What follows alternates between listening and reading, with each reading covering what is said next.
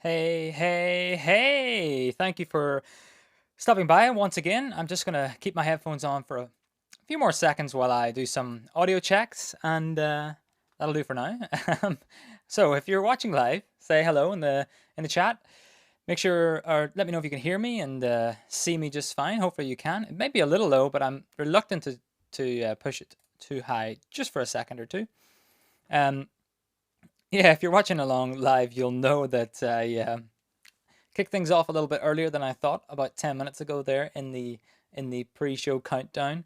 Accidentally had some stuff set up wrong, so I um I just started streaming about 15 minutes ago by accident. But otherwise, I'm here now. You can see me and hear me, which seems to be the general consensus, which is great. I did ask where people are tuning in from. Buffering there. Hello from Belgium. Hello from Germany. Jonas, thanks for tuning in. Sydney, Australia as well. So we have people from all over the place and all sorts of time zones for sure. And Dripping Springs, Texas. Hello, Randy. Thanks for jumping by as well. And Perm in Russia here. And Bombay, India as well. More places than I can manage to get through here. From the Caribbean as well, British West Indies, Tennessee, and good day here from Ryan. We'll talk a little bit about some stuff me and Ryan are working on a little bit later, I think. Um, yeah, actually, we definitely will. But yes, hello from lots of different places. Thank you so much for tuning in. We can come back to that a little bit later for sure, where people are coming in from. So, as always, I like to welcome you here for the next 30 minutes. We're going to chat about all sorts of things live production. Let me just close this and get it away from my view. Talk about all things live production. So if you have any questions, just include at here to record on them or write question, something along those lines, and I'll be able to see it pop up nice and big. I didn't have a huge plan for today, but we probably will end up getting into lots of bits and pieces, fun updates. We might even talk about, in the post show, we might even talk about H2R Graphics version 2. We probably will. So we'll get to that in the post show. But we'll see how the time goes on for the next little while. My main 3 updates for the day, I've got them right here. Last week's videos, return feed, cryptic little message there, and H2R Graphics version 2. Now, we'll come back to the bottom 2 in a while. And first of all, let's talk about last week. Blackmagic did a big old update video. Maybe you loved it, maybe you didn't love what they announced, but overall they announced lots of stuff. The new Web Presenter 4K, which lets you stream in Ultra HD. I just reviewed took a look at the Web Presenter HD here on the channel just a week or two ago. So it was interesting to already see another one come out. But the main difference this time really is the fact that you can now stream in 4K on that one, whereas before you can only do it in HD, as the name suggests. For my use case, I mean, I can barely stream HD in this house. Sometimes this morning, internet just fell apart. I was supposed to have a call with Jonas here, who's on the chat, and yeah, things just fell apart. So I can barely trust HD. Never mind 4K. 1 second. So that was the first product they announced, and a bunch of other things. I showed them on my opening slide there. Let me take another look at that. We had the new studio camera up at the top there, which pretty interesting. 4K camera, micro four thirds lens, very much a replacement for their older studio cameras. I'm fairly interested in these in particular because while I think it's sort of quite big for the tiny studio here that I have, I am quite interested in getting it in, taking a look at it, and even more so, I'm really interested in the Studio Camera 4K Pro, which is the Pro version, and it has SDI in and out, HDMI, but it also has that one Ethernet connection that you can couple with their converter box and do everything over one cable. So I'm really interested in that for sure, to see how that shapes up and look. So what else was it? Yeah, a bunch of looking at the slide again. Yeah, a bunch of hyperdecks as well, and this is where it gets pretty let's say interesting in terms of naming. Even today I was typing the names and I couldn't remember the names. HyperDeck Studio HD Mini and the HyperDeck Studio Pro Mini. Anyway, it doesn't matter specifically what they're called right now, but the names are I've been losing the names pretty fast. Maybe once I get them in, take a look at them, they might get ingrained in my memory. But for now, HyperDeck Studio Minis and the bigger ones as well.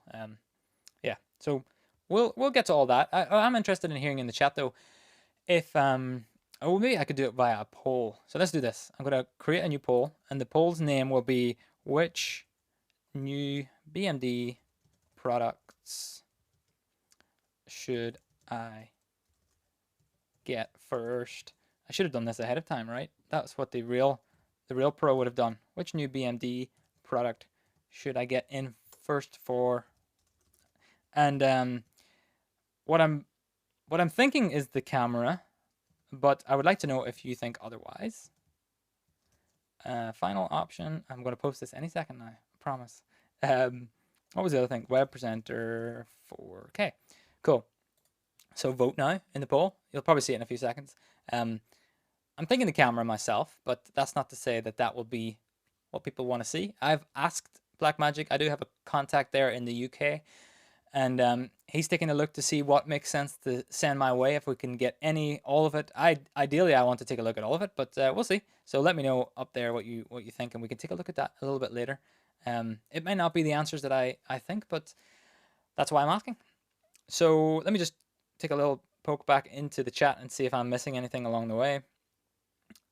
People tuning in from more and more places, from Vegas here, and also from Helsinki in Finland and Texas as well. And namaste from India. Thank you so much for tuning in all over the place. AK Productions, listening a bit more passively today, but hearing you, excellent. Good to hear it. That's cool. And Ryan said, ooh, maybe that's about our thing coming up. Question coming in already. I'll take this now. Have you used the streaming bridge with the web presenter HD? No, I have not. I plan to do a quick little video on that. The connection between the two.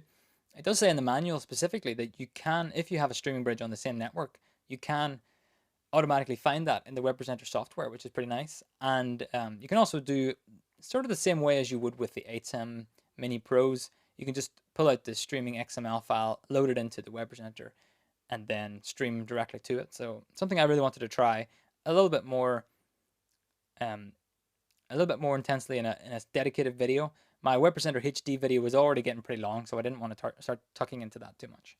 Bob says, perfect sound and vision here from Wexford. Excellent. Thank you so much. Go Web Technologies, here to record. Excited for H2R Graphics version 2. Yeah, I think many people are, which is fun. I'm really happy to see that, and I want to have already mentioned it at this point. But I think let's see how time goes. But for sure in the post show, let's definitely talk a lot about version 2, and we'll give you an update on that.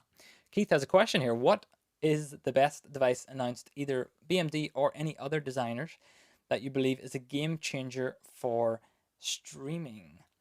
You know, someone asked me 6 months ago of a device that I would really love to have for streaming, and I said a streaming device that give you constant feedback on how well the stream was going. Obviously not in terms of content, but in terms of the delivery, and if it was going out to the world and any errors and stuff. And I will say that the Web Presenter HD with that monitor output just looks exactly what I was thinking. Probably a little bit better than what I had imagined. So that might be a good one. It's not the most exciting device. I mean, I can't say for sure. I can say ATEM Mini Pro, and that line has been huge for streaming. So as a complete override for the whole sort of industry, so to speak, or certainly for lots of people like me who are streaming from home, or maybe you're doing the same, then ATEM Mini Pro, ATEM Mini Extreme, huge differences. But for like the more doing this as a job all the time, I think devices like the Web Presenter HD, that monitor, that confidence that you're actually pushing out stuff that you expect to be, it was a huge one. Maybe that's my off the cuff answer anyway. Question from Go Web Technologies. Do we need one Blackmagic design new converter box for each camera? Yeah, so if we're talking specifically about those new camera converter boxes, let's see, did I have a picture of it anywhere? I don't think I did. But so the Pro version of the two new cameras, so there's the Plus and there's the Pro, and with the Pro version comes the ability to ATEM camera converter. Let's see if I can get this up somewhere here. They don't make it easy. Oh, you know what? I'll probably not find it that easily because it's not actually out yet. But the question being, do you need a converter box for each camera? And the answer being yes. So the idea really is that the Ethernet cable goes from the box to the camera directly. So that means that for every camera, you will need one of those boxes. Unless I totally missed that, but I'm pretty sure that's the use case. And a question here, sort of related, from Martin: how are you doing the poll? The poll is actually a feature built into YouTube. It asked me here what at the bottom of the chat. It asks me, do you want to ask a poll? And I just created one, and it's done through YouTube. And so far, let's take a look at the results. So far, 50% of people saying cameras, 30% HyperDecks, and 20% the web presenter. So that's not a huge surprise that the cameras are interesting. Whether or not you want one of the cameras or if it will work for your use case is a completely different discussion. I think what people want to see is how they look and how well they work. So I think that's why I definitely wanted to get one in there. Definitely. Lenny says, I wish we didn't have to modify XML for the web presenter. You're absolutely right. And that's why this morning I started working on a little mini tool. So I'm going to have a new website section on heretorecord.com /tools. You don't have to go there now because it's not a site yet. I was still working on it this morning. But basically one of the tools will be XML generator for web presenter and all that stuff. So stay tuned for that. I started working on it this morning and I got distracted. Otherwise, I'm totally up for building something like that because I think it's much needed. I don't want to mess with XML. Never mind anybody else.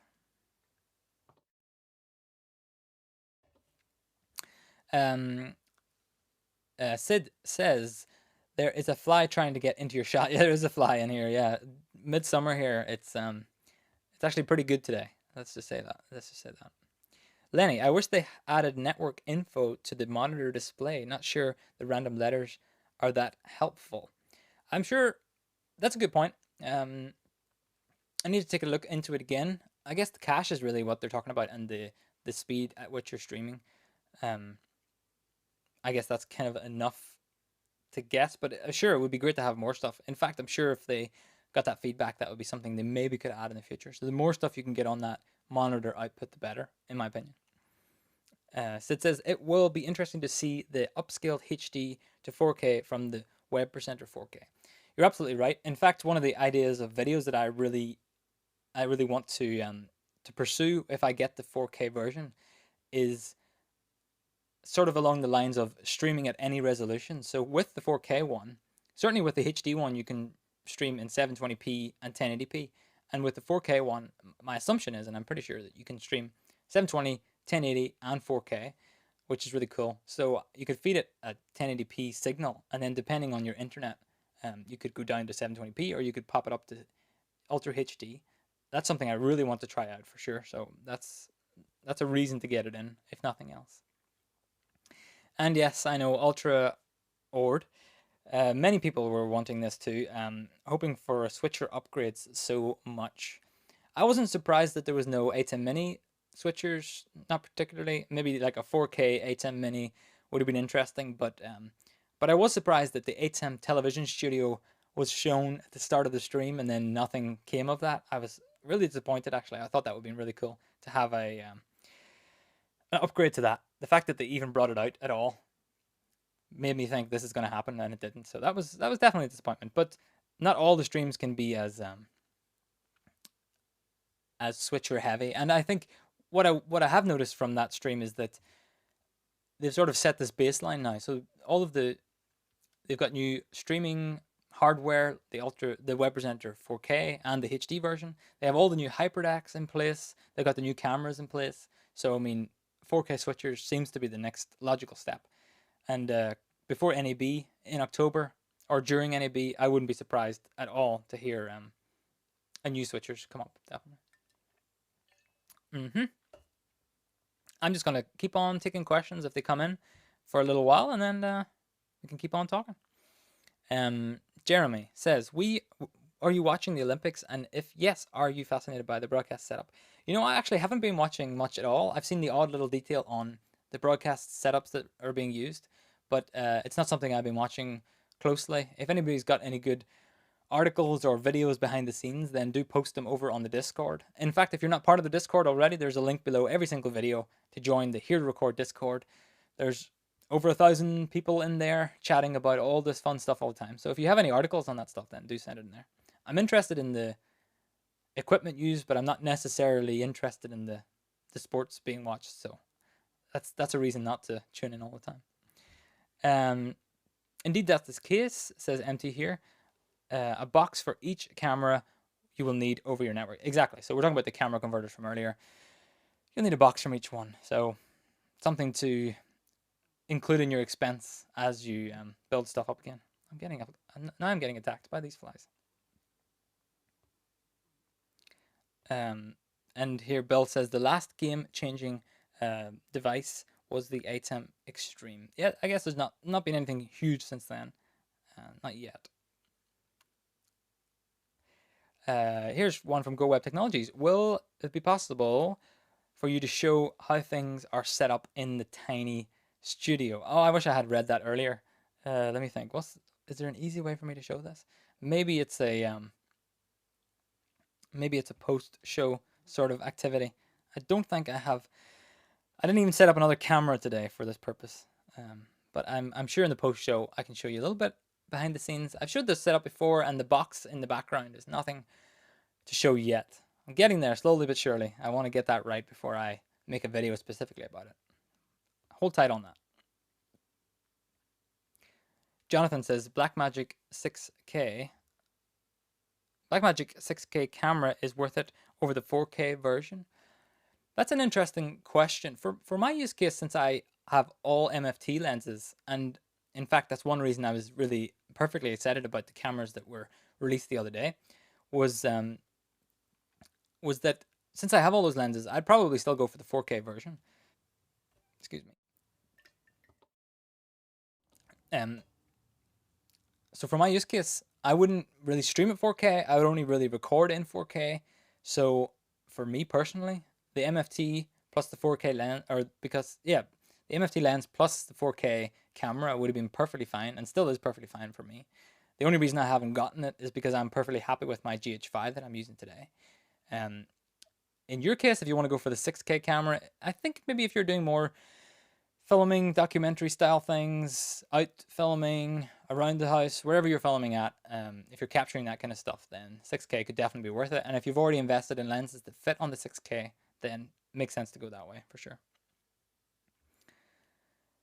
Sid here says camera, lens, and control box will end up costing about 4,000 Canadian dollars. Yeah, it's certainly not the most cheap, but if you see the capabilities of the camera with things like talkback basically included, you just need to get a headset to interface with that, and I mean obviously you need some infrastructure as well, and we'll see what comes out in the future as well in terms of ATEMs. I'm really interested to see where this goes. It does seem like a lot when you add it all up right in front of you there, but I don't know. I really want to get the cameras in studio here, test them out, and really get to know them a little bit better before I make any huge decisions on that. I mean, cost, sure, 4,000 Canadian dollars is plenty of money, and I wouldn't be just dropping that right now on a new camera setup.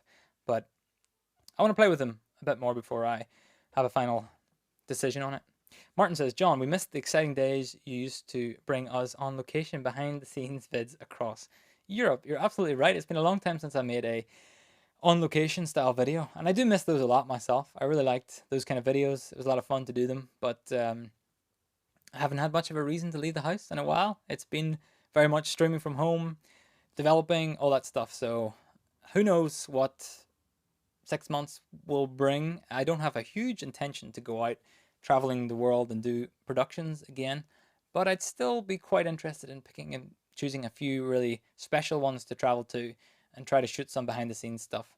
I'm personally keen to stay on top of productions and do that kind of stuff because I know it's a good way to learn how my tools should be used, like graphics, like gear, all those things are so much better whenever I'm on productions, because then I learn about ways to improve them. For example, H2R Graphics has come a long way in the last few months because I've recorded so many or live streamed so many of these things. I need all those features, definitely. Let's come back to the questions a little bit later and just tuck into return feed. So hopefully Ryan, you still awake. Ryan, who's let me get rid of that. Ryan, who was in the live stream last week that we did on the Blackmagic wrap up from the event. Him and I have been working together for the last couple of weeks actually on a new live stream show production thing. Now this is not the announcement video. We're going to do our own separate kickoff for that in the coming weeks. But what I wanted to do was get sort of a general impression, some feedback, some thoughts, and then we can improve on what we've already worked on and then push forward and start that kickoff. So the idea is the show is called Return Feed. And here's a little poster I put together. Episode 1, the intro. So that's Ryan there, and that's me in the middle.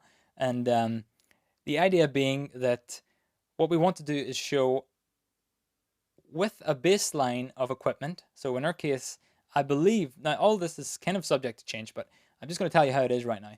The 810 Mini Pro, and I can see Ryan just popped in to say that he's still here watching along, which is good. It's pretty late/early there in Australia, so I appreciate you being here. But the idea being is we take a baseline of equipment, so 810 Mini Pro, probably an audio mixer, and maybe a laptop, something like that. And then we're going to make a series of live streams about contribution methods and getting guests into those productions and how it works, and we're going to compare a bunch. So the idea is like this. The episode guide here for the return feed. Episode 1 will be very much a live stream introduction to what you can expect from the following 5 episodes-ish. And then episodes 2 through 5 will be a specific live stream on each of these ways of contributing. So we're going to talk about Zoom, we're going to talk about SRT, we're going to talk about video.ninja, and we're going to talk about the ATEM streaming bridge. And the idea being that we make that dedicated live stream, we try to get guests in for each episode, and all of the show is basically produced via an ATEM Mini, with all of the guests, myself included, joining the stream via each week's sort of stream topic. So let's say in 2 weeks' time, Ryan's going to be switching the show with his ATEM Mini Extreme, and I'll be calling in via Zoom, as will another guest, and we'll produce the show. We'll talk about my experience as the contributor, and we'll talk about his experience as the producer of the show. We might talk about video hardware versus video software and bringing these people in and all that stuff. So just taking a look at that again. So we're going to talk about Zoom, SRT, Video Ninja, ATEM Streaming Bridge, and then the final week 6 will be a wrap-up stream where we'll kind of break down how it went, what we liked, what we didn't like, what worked, what didn't. I don't think we're going to find like an absolute winner at the end because, of course, it all depends on your equipment and what you want to use. But what we will find is maybe that choice was worse than that choice, or this choice is much easier for contributors. And we've been working our way through a rating system and how we want to categorize all these things. So I'm interested a lot, and I'm sure Ryan is too, hearing, well, first of all, your thoughts on this, but also if there's any services that you think we might have missed. Now, I will say that we have discussed a lot of services that didn't make that list that I just showed you because they weren't quite right for us, or maybe NDI is a good example. Let's see. Yeah, Bill asks here, or says here, what about looking at the new WAN NDI standard on return feed? We had that on the list. In fact, that's what really kicked off this whole discussion, was the NDI 5 coming out, and we wanted to test that on a live stream, and it just turned into this whole show, return feed. But our reason for not using that is because that first test did not go well with NDI 5, and fair enough, it is in sort of beta rollout, early stages. So I think for this season, I'm already going to say the word season, of return feed, NDI might not make it. Now that's not to say if it changes the next few weeks and NDI has some improvements and we feel like it's ready to be used, then we could probably include that too. But interesting, definitely. Eric says, what about doing one episode focusing on software options like OBS and Wirecast? Sh- Absolutely. I'm keen on. I know Ryan is. I'm not going to speak too much for him since I don't have him here on the show, but I'm keen on the software side of things, and he's keen on the hardware side of things, definitely. I have a mixture of both here in the studio, and he often uses a lot of hardware stuff. So we are coming from it from different perspectives, and it's very possible that we either include another episode, make another season, or just as part of our live stream, he talks about hardware and I talk about software. So definitely, that's a good idea. No, there's no bad ideas at this point, that's for sure. But the whole idea really is to, yeah, we want to really just break down the options that you have as a producer of live streams. And if you haven't used any of these before, then you can go to your clients and be sort of confident that you know roughly how it works before you commit to doing it. That's something that I haven't really used much at all, actually. Video Ninja, for example. I wanted to try that out a lot more in the past, but I haven't really had much of a reason to just yet. So whenever the time comes to make the episode about that, then I guess I'll learn a lot too. I used it a little last week. I did a short intro to the multi-view feature in Mix Effect. Talked a little bit about that, and I had to, of course, use Video Ninja to do that. But I think I've got a lot to learn about how well it works. Bill says, if you do software, then please bear vMix in mind. Yeah, there's a good chance that vMix will be the software that we discuss in general. I'm a big user of vMix. I'm not really much of a Wirecast user anymore. I used to use it a lot, but I don't touch it much these days. So we will keep that in mind, definitely. I just don't know yet how it's going to fit in there, but definitely. Wilson wants to know, why is it the Pro Presenter needs us to pay for software upgrade? That is a good question. I never use Pro Presenter for anything. There's a good chance that it being a paid software seems fair. I mean, it is a company behind it and a product itself, so it probably makes sense to pay for it and support the development costs of it. In your particular case, I'm not sure why it's asking you for an upgrade. Maybe you ran out of your trial or something like that. I'm not entirely sure, sorry. And Ryan says, absolutely. Not sure what that was in response to, but absolutely, you're right. What about looking at vMix call and vMix as a remote dial-in option here, says Bill. Yes, definitely. That's so. As just a second background on the whole show, Return Feed, we talked about all the options, and we've been on Zoom together for quite a few hours now, talking about all these options for sure.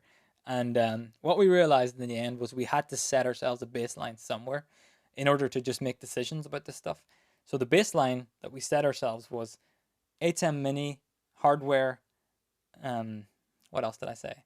An audio mixer for the audio routing, and then some sort of computer to make some links between, like a back feed to the contributors. That's where we set the baseline because we had to set it somewhere. And the problem with that is that vMix didn't really fit into that baseline. So it may be that something like vMix and Livestream Studio, which has its own call-in style approach, they might come later or as a part of a different thing. It's just that we honestly, we spent hours talking about this, trying to decide. We've got a list of platforms on a doc somewhere, and yeah, it was a lot of discussion. So I appreciate that big time, but we're not able to cover them all just yet. But who knows? Season 2, Season 3, never know. Eric says, such a great idea to do this. I was watching an old show 4 years ago, LOL, that was using Skype. That's an old show, when that was pretty much the only option. Yeah, and Skype was on our list of considerations, but what we realized was we want to do this every week in a row just to keep it fresh and keep it comparable. If we do it once a month, we're going to completely forget what we learned last month. So we're going to try and do it every single week. And what we decided was we cut it off somewhere because otherwise we'd go for 10 weeks. And that was becoming a lot of work, especially since we want to do this roughly at the same time as this live stream, which is, Ryan, you'll have to remind me, but it's pretty early in the morning for him. So 6 weeks in a row seemed pretty reasonable. But yeah, Skype was on the list, definitely. And Ecamm, from Jeremy saying Ecamm as well, which is a similar consideration, not issue or anything like that, just a similar consideration where we thought we have to draw the line somewhere. And unfortunately, Ecamm was just below that line, but that could be easily in the vMix pool, where it's on the producer's end, on the receiver's end, you have a software-based solution. And there's loads of options when it comes to that. Someone in the Discord the other day, I'm forgetting who it was, apologies, but they just posted a big list of this kind of stuff. And it was surprising that the list was much bigger than I thought it was, definitely. So we have so many things to consider. And with that, the main show is finishing any second now, but we're going to continue this in the post show. Stick around. Not going to go anywhere. Stay on the link, and we'll just talk about this and some other stuff. H2R Graphics version 2 coming up in the post show. I just want to thank our great Supreme supporters on the channel here. Thank you so much for everyone who's joined as a member. Lots of people have popped up here today and watching along, but specifically I want to point out TechCondo, Petra over at TechCondo, and Patrick and Jim as well at Cloud Bedrock for becoming Supreme supporters here on the channel. The support helps me a whole lot get things done. This is the only way I make money on anything now, is through this YouTube content and apps and stuff like that. So I appreciate the support a lot. But stick around, give me 5 seconds, and I'll see you right in the post show. All right.